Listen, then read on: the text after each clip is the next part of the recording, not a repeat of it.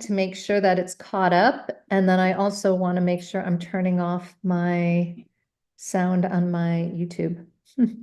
Otherwise we have echo. Let's just make sure that's working. All right, we should be live. Yay. Okay. Let's just see if it's on. Are we on? Yes. I love when things happen. I'm always like shocked and amazed and awe when it actually happens correctly. So, hi, welcome. Hi, Uh, Lynn. Hi, I'm here with Adriana. Great to see you again. We had the absolute pleasure of meeting up in Knoxville, which was really kind of fun. I hadn't been to Knoxville in ages and ages. So it was really nice to be able to meet with Annie from Image Studios, Annie Lucas Hair, and then also Kayla from Neighborhood Bar. So nice to see you again. Yeah, that was a great experience. I'm new to the Conscious Beauty Collective, and it's just so wonderful to be surrounded with other founders. I really appreciate all the hard work you've done, and thank you so much for doing this interview. Of I just feel course. like we're in a really good place being part of this collective. Well, we are growing leaps and bounds. So that has been the cool thing is right now that we switched our model to be this pop-ins versus me creating stores, it's way more scalable. And I'm kind of like, why didn't I think of this earlier? Because here I was like working in a store for 2 years every day.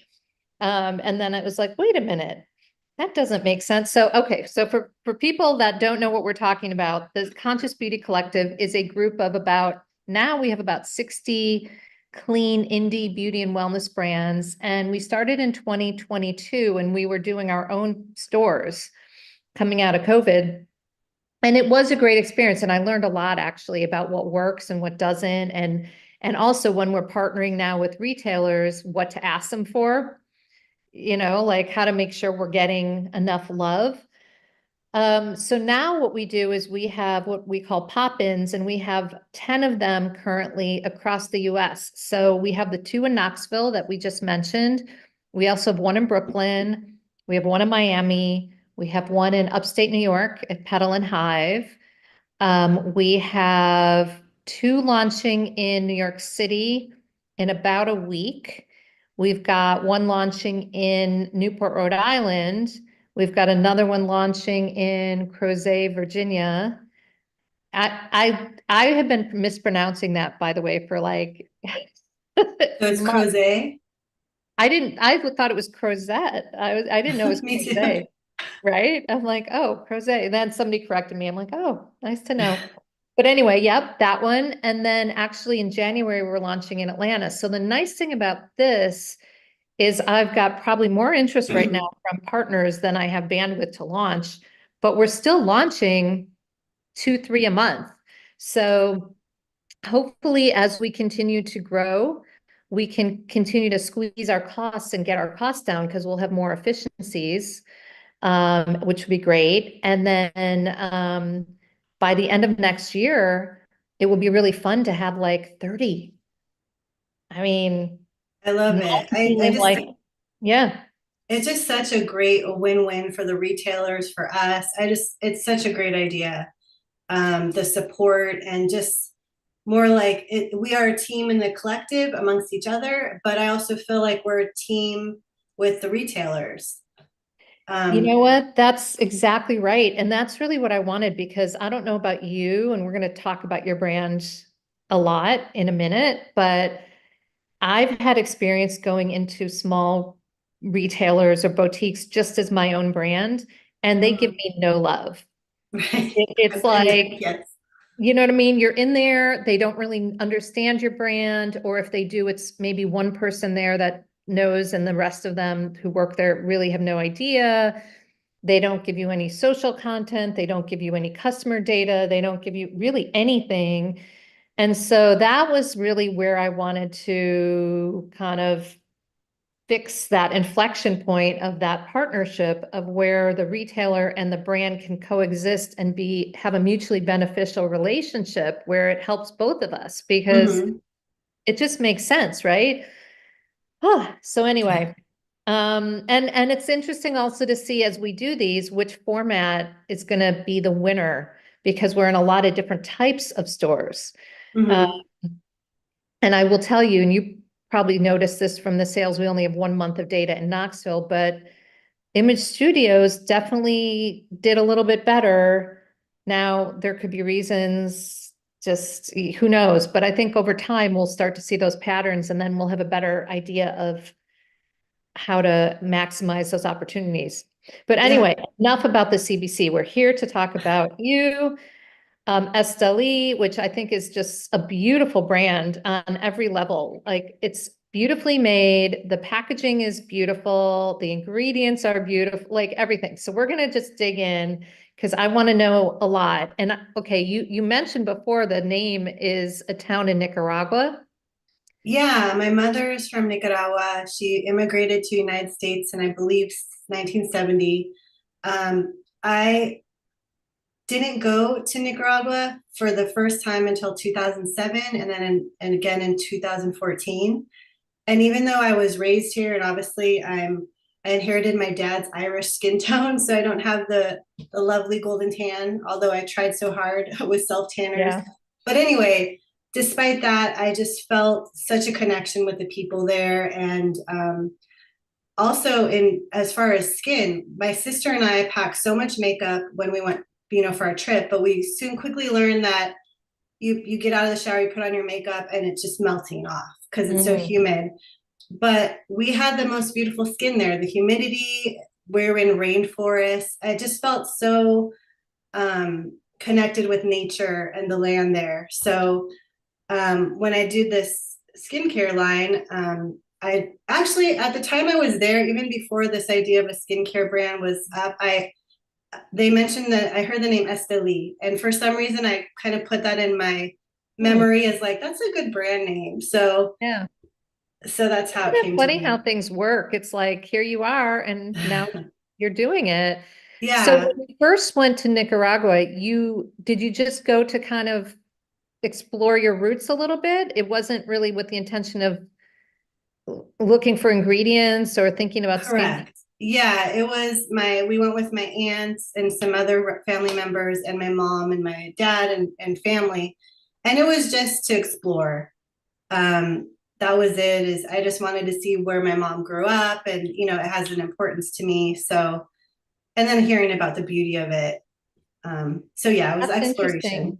Yeah, and I have not the same because it's not a family connection, but I have kind of a connection to Dominica, and it sounds very similar from a like very lush, very unadulterated island of like you go down there and again, like your skin kind of feeds off that sea, ocean, Right. humidity kind of thing. The only bad thing for me is bugs. Oh I yeah. show you my bug bites. They're awful. I was eaten alive and I yeah, maybe that would be an interesting thing for you to actually launch is like a natural bug spray because that's becoming a bigger category now. Yeah, I actually make some for my family. And that's You how a lot of do? these things come up. It's like I make it for us and then people ask about it and then I think, okay, I should develop into a product. But as you know, it takes a you got to come up with Yes. design and all that. So, but yeah, that's definitely in the Oh my God, I will be your best customer if you make that because that's a need. It's so hard because you don't want to be spraying DEET on yourself all day long, but the alternative is you're going to get eaten alive. And the problem too is now mosquitoes can carry so many different diseases that, right. do you really want to risk coming down with some random, tropical disease that because of a freaking bite? But anyway. Okay, so then when was the last time you were back there? You said 2014. Have you been since? Correct. I have not. I really want to, but I have not. Are you planning? Are you trying to think ahead to figure that out? I know you have little kids. Yeah, my dream would be to sort of live there and have my family attend those immersion courses because Oh, yeah. I, you know, I'm not fluent in Spanish. I understand it enough to get by and also to know when relatives are talking to, it was like a survival thing Yeah. as a kid. Like when mom and aunt and abuelita are talking about me, I want to be able to understand. So that's as far as it goes, but I would love for us to live there. Half a year would be a dream, and just have all of us learn the language fluently and just give, That sounds spectacular. Like you got to yeah, make that happen. That sounds incredible. right. I don't know how easy it is to just, you know, move your family all the, halfway across the world for that amount of time. But you know what? Who knows? A lot of people do. Yeah. That And sounds, I would love to help some of the I mean, with ingredients, sourcing from there.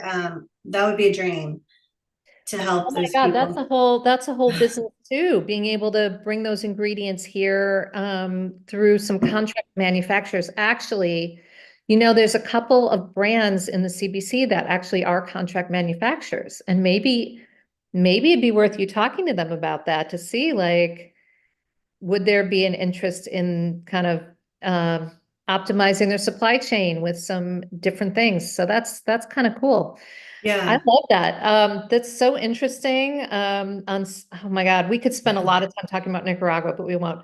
But it is very interesting. So I want to talk about your products though. So how did you start? What was your very first product? And So, yeah. probably like I never thought I'd be a skincare person.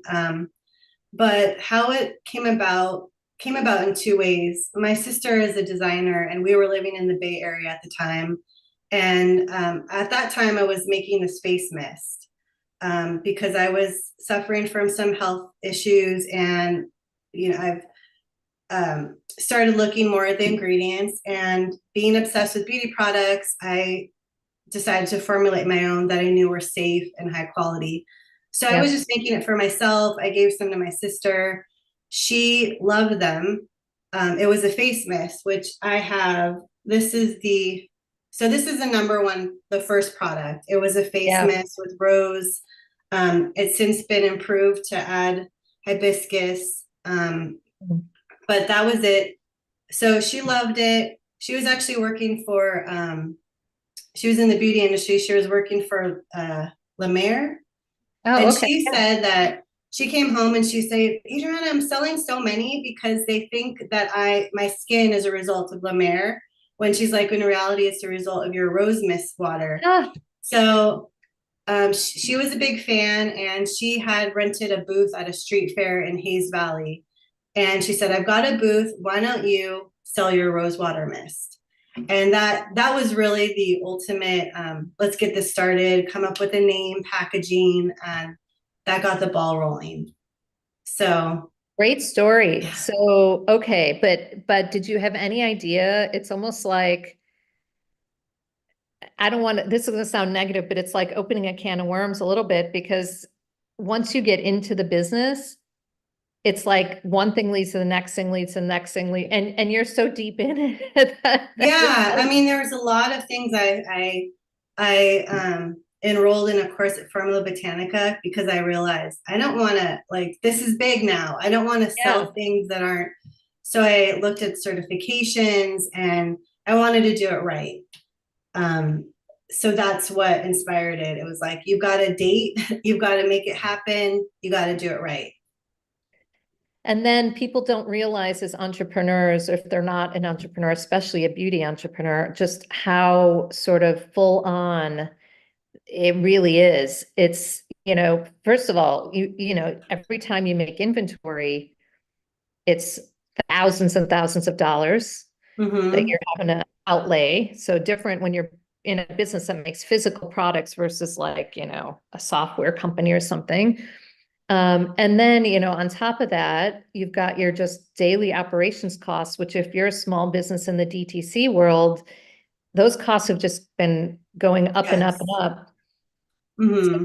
Even though there are a lot of great resources and tools and some stuff has gotten cheaper overall, it's not an inexpensive endeavor to launch a business like this. And you have a lot of products. Mm-hmm. So how many products do you have now? I have 9 key products, like singular products, and then they have the various sizes and Yep. kits. But it's 9 main, Too many. I mean, that's not crazy, crazy. right. Well, actually, sorry, I added the fragrances, so that adds an additional, I guess it's 15. Yeah. Okay, so that's starting to get That's like, still, yeah, yeah, I mean, some of the brands have 100 products and I'm thinking, oh my God, like just managing the inventory and all of that it's a lot. But I right. do think having news and having new products to talk about, especially once you get a little established and you have customers who love you, that is a great way for us small brands to continue to grow. So because I imagine people would come in, they might have started by buying the spray, Mhm. but they're going to get hooked on a lot of your products because like your body oil is amazing, your scrub is amazing. So let's talk about some of those products too. Yeah, so my bestseller, I have pretty much 2 bestsellers. And when I say that, it's the most subscribed products. Mm. One is my body oil, which I have here. It's the Verano body oil. So Verano means summer in Spanish. It wasn't made to be only for summer. It just has a lot of, it's citrusy, it's fresh. It's an upbeat and soft, delicate. And then the body oil formula is very moisturizing, not greasy. So that has been getting, the funny thing about that is I have a customer who she would place orders like rush shipping. And then I realized she's paying more for to USPS than, to me. So I introduced subscriptions and now she's a Yeah. subscriber. But I had asked her about how she heard about me because at the time I was just a small business in California, and she was in Illinois. And she said it was before or at 2020, she had, I guess Lana Del Rey had an Instagram account and was supporting small businesses at the time. She said, and so the Lana Del Rey had mentioned my brand and a couple others. And the woman said that she tried mine and the others, and she really loved this one. So this is my, I'm so indebted to this product. Love that. And it's been an Oprah Daily Editor's Choice. It's been in a couple other magazines. And so this is really, because of this, I developed a perfume oil. I got into the natural perfumes. And so this is the Mm. perfume oil. It's all natural. Sorry, this is a perfume spray, all natural. And I also have a natural perfume oil inspired by that. So it's just fun to for these products to grow and evolve and just inspire so many other things. I know, because it is true. It's like one thing will give you this idea to do something else, which gives you maybe Yeah. something else. And perfume is interesting because I feel like that category is really taking off these days. So that's actually like very on trend for you, I think, to have also clean because, their perfume is notoriously dirty Mm-hmm. and a lot of customers, people, our consumers don't understand that all the time. Um, and having a clean perfume takes work. Like it's Mm-hmm. actually not easy to do. Like you have to really trace all your ingredients and all that. And, I think for us small brands, to be able to create stuff that is clean, is high quality, is high performing, and people don't have to worry that they're spraying something on their body that is filled with phthalates, Right. chemicals. Like that's Yeah. big. Yeah, and it's a lot more. Even developing a natural perfume, you have to wait a few weeks for it to. So when you're To experimenting settle. and you put them Hmm. together and you smell it, Yeah. and you might not like it at the time, but you might like it a week later. So Mm. it's a lot of, I guess it's a craft, and it's an It is a expensive craft. craft You're right. because. No, you're right. And also scent is one of those things, it's the sense that's most closely tied to memory. Mhm. And so there's certain, and you probably have this too, like if you go somewhere and it was like a childhood thing, you know what I mean? It evokes Yeah, sort of nostalgic or a certain sense have these memories. So that's also quite interesting to be, and then of course the scent smells different on everyone too. So Hmm. it may smell one way on you and differently on me, but the fact that it's clean is huge, and I love that you're dabbling in that. I mean, that's, I shouldn't say dabbling, sounds, you're going all in on that. Yeah. Yeah, that's more like it. Okay, so we talked about your body oil and your perfume. Let's talk about those exfoliating grains, because that's also a really interesting format. Yeah. So going, it's again connected to my sister who was working in the beauty industry. I don't have that with me, but it's my product called Yeah. Planta Buff. It's exfoliating grains and it's made of pure plant materials. So it's got adzuki bean, rose hip. It's, well, also it has clay, honey, and cardamom. There's some of the main ingredients, and every ingredient I chose for a purpose. Um, I was telling you about the origin of it is my sister had also, it's kind of funny how I got into this. I thought it was a gift to have all this access to all these high-end beauty products. So my sister gave me it was from Bobbi Brown. It's called, the label just said adzuki bean. Hmm. And curiously, it didn't have the ingredient list on the bottle. Like I had to track down the ingredient list finally, and I noticed that the first ingredient was plastic beads. They didn't say it's a, and it's a Yeah, chemical term. it's And I maybe why thought, they oh my didn't gosh, want to I thought this was made of share their. adzuki bean. Yeah, And exactly. I don't want to be rubbing plastic beads on my face, and also the environmental effects as well going down the drain. So I thought I want to create something truly with adzuki bean. So that's my top ingredient. So that's what it was inspired. It's a great product. You just add water to it, massage it on your face. You can leave it on for a little mask, but your skin is exfoliated, and the rose hip helps brighten it, lighten scars. It's a one of my products that I'm really proud of, and that was something that when I started. So I started with three main products. It was the rose water face mist, the exfoliating grains, and the face oil. And Planta Buff, the exfoliating grains, was, to my surprise, picked up by the Zoe Report as the Mm, editor's choice. I One day I was like, how did they find out about it? I guess it was found in one of my retailer shops, but love that's that. one of the ones I love too. Oh Actually, I my love God. them all, but Yeah, no, that's, I mean, you've had a couple, okay, like you said, Oprah Daily and then Lana Del Rey, like you've had a few nice serendipitous moments. Uh, yeah. do you spend a lot trying to do press and influencer outreach, or do you just kind of let the product speak for yourself? What's your approach? Um, I don't, because it's funny, because I used to be into fashion magazines and publications and blogs. And then once I got into this, I started not, you're in that world of like, so I didn't even really know, embarrassingly enough, I didn't even hear of the Zoe report when so a lot of times I'll get things like, you were mentioned in this magazine, and I don't even really know what they are. I mean, of course now I do, Yeah. because, but yeah, the Lana Del Rey and that one were just kind of like big pleasant surprises.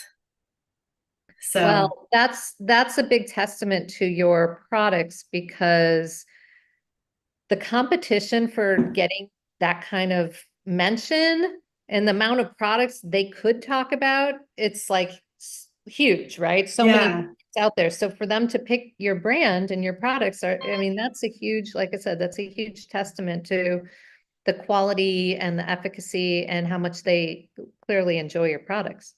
yeah, yeah. It's that's one of the hardest parts about being a business owner, in general, for everyone. It's that has a product, consumer good, is um, getting the word out. It's like you can Yes. have customers that love your products, but if there's only a few, it's that's the probably the biggest challenge. I agree. So what other tactics do you use to do that?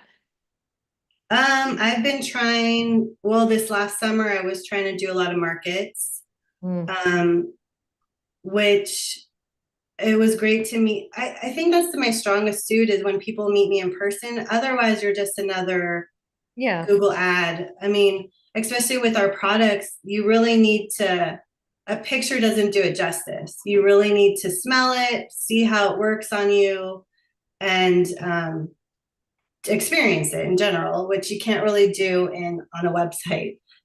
So, you're so right. And that was one of my epiphanies too when I started doing the stores, having conversations with people just about their issues, their hair issues, their skin issues, whatever. It was so enlightening for me.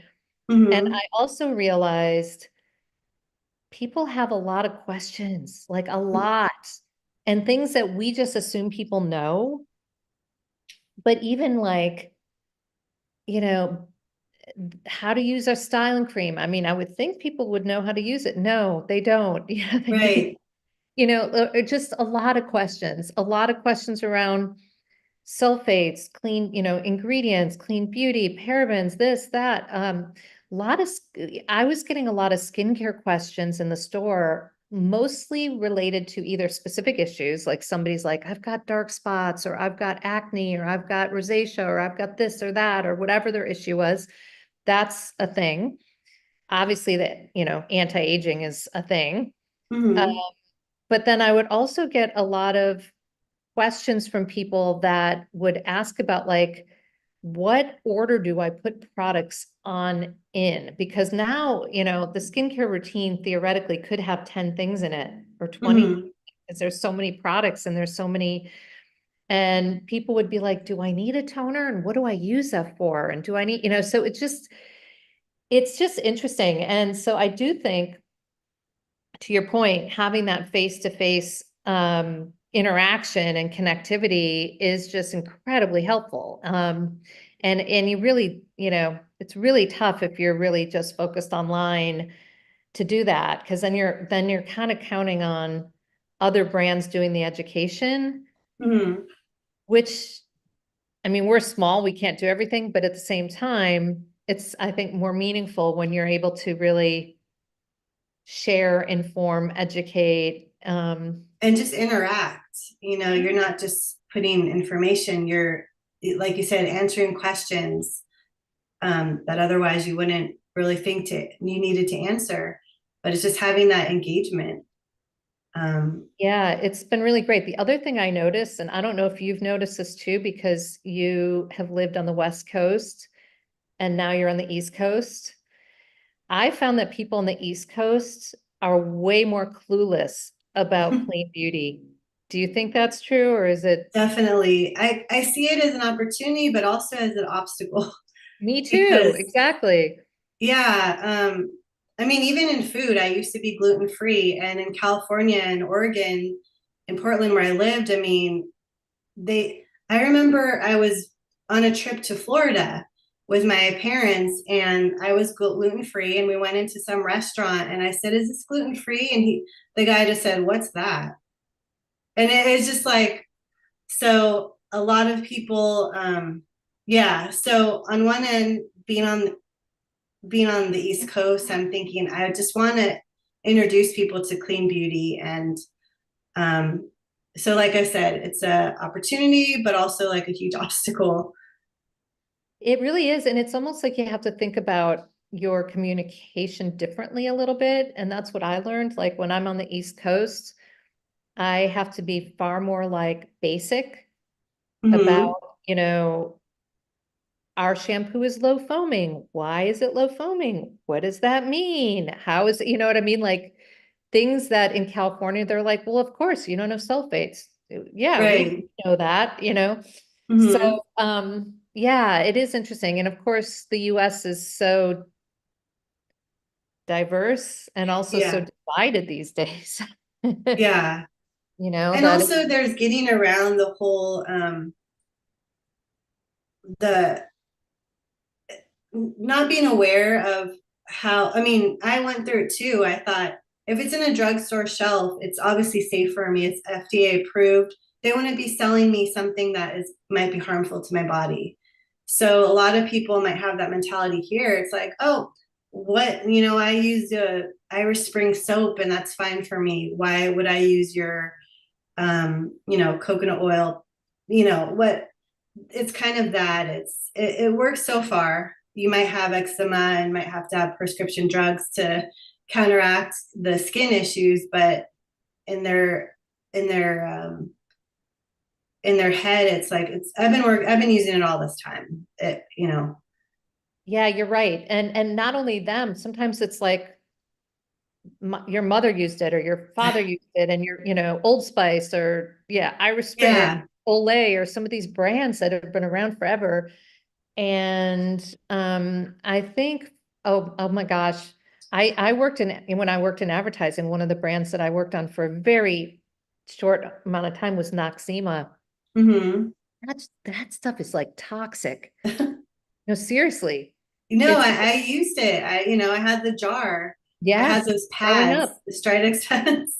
I know, but it's really bad. Like you look at those ingredients and it's horrifying. And so and that's the other thing that I find is challenging is getting people to understand the value equation because they can go and buy their Olay or their Noxzema or their cheap stuff and feel fine about it exactly for the Mm-hmm. reasons you're saying.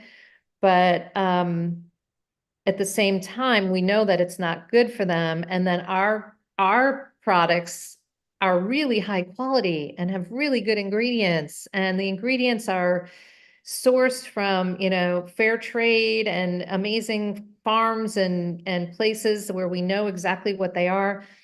And sometimes I do have people that kind of say like, oh my God, $38 for shampoo. And it's like, oh, it's like you have no idea. You're either buying like detergent and Right. putting it on your scalp or you're buying something actually good. So I do wish it's gonna get there at some point, but I think the challenge for us as small brands is like we're the ones that seem to be leading the way Mm-hmm. get these higher quality ingredients out there. The big brands don't really want to have to raise their price or change Right. the supply chain or do anything difficult, right? Mm-hmm. So yeah, there's that. But I think when people try it, just like you're saying, like with that one customer, hopefully they really start to see that, oh my God, it is better. Yeah. I love when um I have a like if I'm at a market or something and the customer picks up my product and you know immediately looks at the back of the ingredients, that's usually going to be a customer that's going to buy it because they have the knowledge, they recognize the Yeah, quality. I love that. I love that Versus, too. so I mean, I'm super proud of my ingredient list. So yeah, and there's a reason why I am a product of, I mean, like I said, I had the high end stuff from my sister and friends in the beauty industry, but I was also I mean, especially as a teen, all about those drugstore sales. I use an Noxzema, I use a Stridex. I have a lot of beauty nightmare horror stories of like um, trying to become more beautiful. Like I have one where I use an eyelash curler. I was getting ready for a date and I wanted so hard for my eyelashes to curl that I was clamping it so hard that when I removed it, I basically cut them. So it's Oh, like they were sticking to my curler. So it's like there's such a drive for beauty that's not missing in anyone. But yeah, I get it. The cheap price because then you can buy more. You can buy every flavor of that face mask. So, but like I said, I'm a product of that. I got really sick. I guess my body met its toxic limit at 35. yeah. And Wow. so, our bodies are very what's the word? Uh resilient, I guess. But Mm. they have their limit. Um, you're going to get your allergies and your eczema and your inflammation, asthma. So I think it was since it wasn't immediate as a young kid, as a teenager buying products, I didn't see the dangers right after using those products. Since it was such a slow build, um, that's sadly people have to experience that before they start to really look at it and start to choose higher quality ingredients. Luckily, I hear there's informed youth who are, luckily there's people that can avoid the health problems to really make a change. So that's sort of the market. It's like a lot of people who buy from me are people who have suffered from the toxin overload, and maybe informed younger people who maybe saw their parents, or so it's an interesting yeah, I understand why these people balk at the price and have that mentality, because I was there too once. Exactly. Me too. And I worked on some of those brands in my, Yeah. so I almost feel like I'm trying to almost, give back in a way like karma, right? Like, Hmm. I'm trying to make up for pushing products like that for years but we didn't know that they were the way, that they were that bad at Right. the time, but now we do know better. You can get the research. One of the things you can do if you're interested in trying to switch out to clean products is find brands like the Conscious Beauty Collective, which all the brands are clean by EU standards, which is way stricter. Everyone's sustainably minded, which we didn't even get into that, but that's a whole, I mean, the beauty industry is really dirty when it comes to that. And we're all indie brands that are making a difference. So anyway, this has been a great conversation. I really appreciate you taking time out on your Saturday before Thanksgiving. And I think we can pick this up in another time and probably have lots more to talk about. Anything you want to leave as a parting thought? I just want to say thank you so much, Lynn. You're sort of our hero. Oh, please. Bringing No, and it's just to go about what you said about the collective. A lot of us have personal motivation. I mean, we're passionate about bringing clean products. I never thought I'd have a skincare brand. This wasn't what I had, what I want to do when I grow up. But I think all of us have this passion for it. And thank you so much for making people aware of it. I'm really thankful Well, to you. we're making a dent, brick by brick. I feel like we're building it out. It's maybe a little bit slower than a lot of us would like, including me, but hopefully we're making a difference, and that's what it's all about. Yeah. All All right, so right. anyone that's watching, you can get ESTELI at the 2 locations in Knoxville. You can also get it at Wendell House in Crozet. Am I saying it correct now? Crozet, This is Virginia? now our home state, so it's exciting Yeah. to be there. And then you're somewhere else too, right? I think you're also, are you in one of the New New York York. City? Yeah. Yeah. So I think, are you in Clara? Yes. Yes, so Clara is on the Upper East Side, Clara Beauty Bar. So those 4 locations are places where you can get her products. I know a lot of New Yorkers out there are listening. Come on, people, go in, check it out, pick it up. Great gifts. Holidays are around the corner. So, and then you can also get stuff online. Esteli Body. Mm-hmm. So, no excuse not to try it. Yeah. Thank you. All right. Well, thank you. We'll talk again soon. All right.